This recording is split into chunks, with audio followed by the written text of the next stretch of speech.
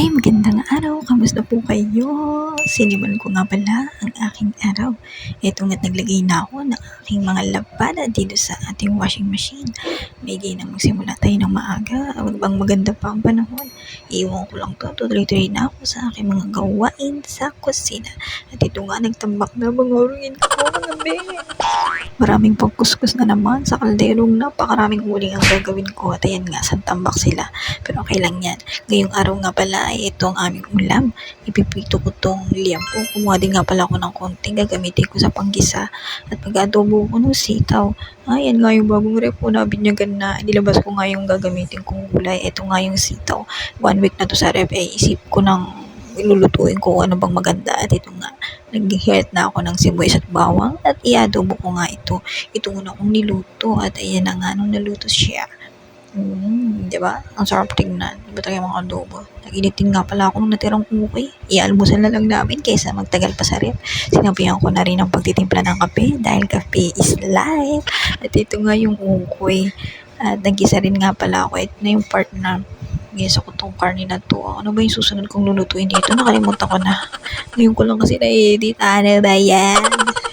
Talagang pagkasampay tayo para din tayo nasa sariling tahanan, luto-luto, gisa-gisa, yan ang peg. Para yan sa pananghalian, luto ng mga ulam. Ang dami kong niluto ngayong araw, 3 yata.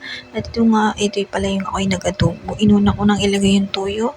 Tinimplan ko na rin to ng konting suka yan. Pareho lang sila ng suka. May konting tubig para pakuluan pa at lagyan ko na rin ng paminta at Philip. Nilagyan ko din nga pala to ng half tablespoon ng asukal. Di ko na lang na-video ata. At yan, hayaan natin itong lumambot at matuyo ng bahagya. At pag okay ng ating karne, pwede natin ihulog itong mga sitaw hanggang sa lumambot. At good to go na. Ready na ang ating adobong sitaw na ulam. First part. At ito nga palang mga sayote ay aking babalatan na rin.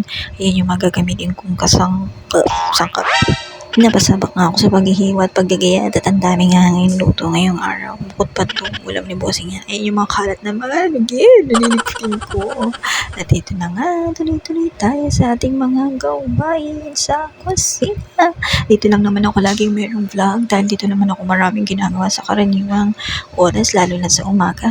Ito nga't nagsaing na rin nga pala ako. Pinunasan ko yung kaldero, nilagay sa ating rice cooker. Ready na rin itong liyaw. Lagyan ko lang ito ng paminta. I-grill pan ko lang ito para hindi naman din natin makuha yung mga mantika. At ito na nga, ready na, naluto na yung sitaw. Next thing na gagawin ko ay ito. Nagkape, syempre, kailangan ko din mo mag-break a little para naman tayo mag-ising inaantok nga kayo. Kaya kapis life ko rin mga be. At ayan nga, nag-init na ako ng kawali. Gisa na naman ng sibuyas. Yan ang lagi kong inuuna. Susunod ko nga dito yung ating bawang.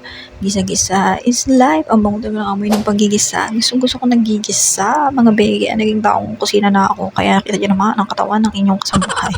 At ito na nga, tinimplan ko na rin to ng isang cubes. Shrimp cube ka pala ang ginamit ko. Hanggang ngayon.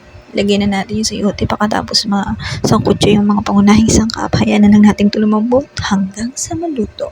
At ito na nga yung time na napainit ko na yung ating grill pan. At ito yung sinahin natin. Good to go na to. Ulam na lang ang kulang. At isa ko nga itong nilagay sa grill pan. Ulam to ng mga bagets at ng ating mga bossy. Grill pan is the best para naman kuha at masala yung mga extra mantika or fats na galing dito sa ating karne. At ito na nga, hinalo ko na yung kanin at na-in-in na para umalis pa yung ibang moisture at medyo maganda yung pagkaluto.